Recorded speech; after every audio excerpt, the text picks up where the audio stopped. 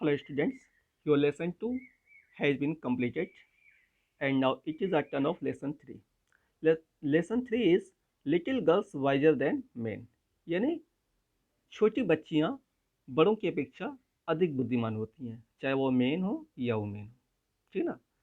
तो first of all write the word meanings of this lesson,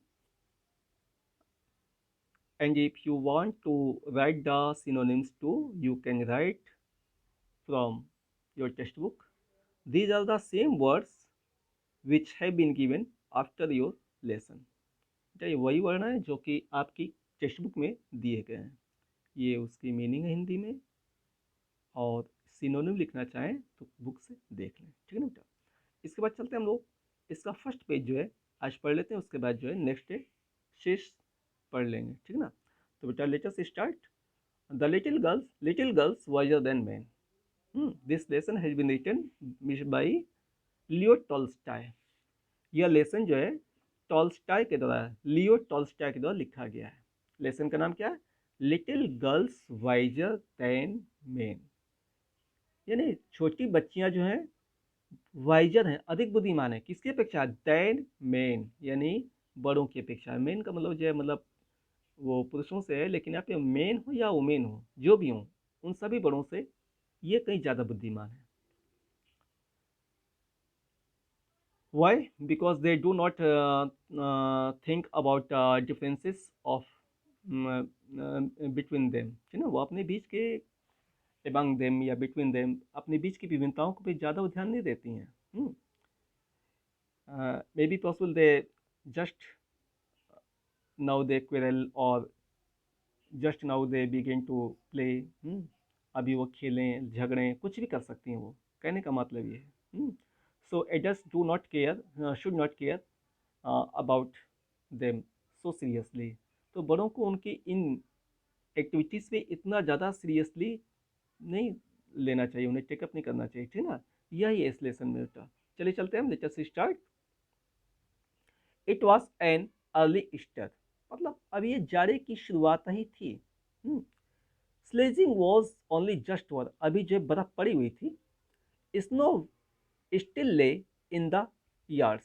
और yards में बर्फ पड़ी हुई थी. And water ran in streams down the village street. और चूंकि बर्फ ऊपर, ये पहाड़ी इलाके की बात है, जो बर्फ जमी हुई थी ना, वो पिघलती भी थी, मेल्टिंग भी होती थी. तो जो मेल्ट होती थी वो कैसे निकलती थी, किस रूप में नीचे आती थी? वाटर रैन इन स्ट्रीम्स, यानी स्ट्रीम के रूप में वो जो है नीचे आती थी. ठीक ना. और वो गलियों में, सड़कों पे वो पानी बहता रहता था. Two little girls from different houses happened to meet in a lane. और दो भिन्न भिन्न घरों से जो है दो बच्चियां निकली, और वो दोनों एक लेन में आकर के मिली, एक गली में आके मिली. हाँ. Between two home states. वो दो कृषि फार्मों से आई थी, यानी दो मकानों से होके आई थी. Where the dirty water after running through the farm yards. जहाँ पर जो है मतलब गंदा पानी जो है बहता चला रहा था फार्म यार्डों का. Had formed a large puddle. और उस बहते हुए पानी ने जो है एक बड़े से पडल, यानी कि एक पोखरे का रूप ले लिया था. बहुत ज़्यादा जल इकट्ठा हो गया था. चारों तरफ से पानी बहता हुआ रहा था और इकट्ठा हो गया था. वो छोटे मोटे तालाब का रूप ले लिया था, जैसे लग रहा था पानी से भरा हुआ एकदम तालाब है. हालांकि इतना गहरा नहीं था, फिर भी. One girl was very small. उन दोनों बच्चियों में जो है एक लड़की जो थी काफ़ी छोटी थी. The other a little bigger. और दूसरी वाली जो थी उससे कुछ बड़ी थी. एक तो ज़्यादा छोटी थी और दूसरी उससे कुछ बड़ी थी, लेकिन दोनों छोटी ही थी, एज कम थी. ठीक ना. Their mothers had dressed them both in new frocks. और उन दोनों बच्चियों की माँ ने जो है उन दोनों को नई नई फ्रॉकें पहनाई थी. ठीक ना. द लिटिल वन वोर ए ब्लू फ्रॉक. जो छोटी वाली बच्ची थी उसने ब्लू रंग की, नीले रंग की फ्रॉक पहनी हुई थी. अदर ए येलो प्रिंट. और जो दूसरी वाली थी उसने पीले रंग की फ्रॉक पहनी हुई थी. And both had red kerchiefs. Kerchiefs का मतलब बेटा जस्ट लाइक ए स्कार्फ, ओढ़नी है, सर पे रखने वाला. और दोनों ने जो है लाल रंग का स्कार्फ अपने सर पे रखा रहता है ऑन देयर हेड्स. ठीक ना, दोनों ने अपने सर पे लाल रंग का स्कार्फ लगाया हुआ था। They had just come from church, और दोनों अभी अभी जो है चर्च से होके आ रही थी। व्हेन दे मेट, जब दोनों मिली ना, तो दोनों कहाँ से आ रही थी, वो अभी चर्च से लोग होकर के आ रही थी। And first they showed each other their finery, finery means बेटा the beautiful clothes.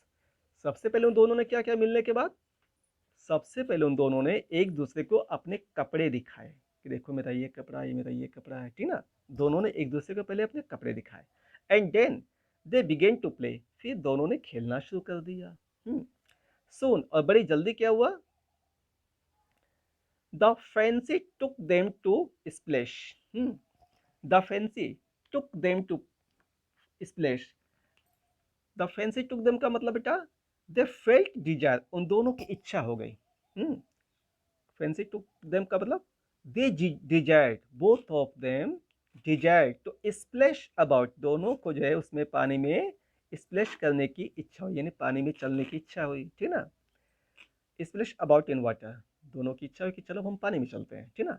And the smaller one was going to step into the puddle, और जो सबसे छोटी वाली थी ना, उसने तुरंत जो है उस पडल में यानी जलाशय में चलना शुरू कर दिया, अपने स्टेप रख दिए। Such and all when the elder checked her, हाँ, वो जूते पहने हुए ही चलना शुरू कर दी, जबकि व्हेन द एल्डर चेक्ड हर, जबकि बड़ी वाली बच्ची ने उसको ऐसा करने से मना किया। Checked her means she forbade her, उसने मना किया कि ऐसा मत करो। और बोली डू नॉट गो इन, सो मलाशा, मलाशा तुम इस तरह से जो है उसमें मत जाओ।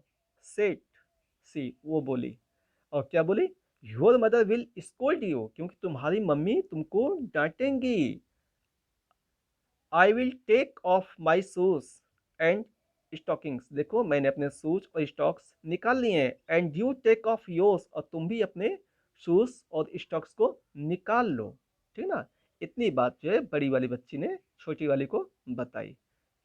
इसके बाद बेटा अब अगला वाला हम लोग कल पढ़ेंगे, ठीक ना। That's all, thank you.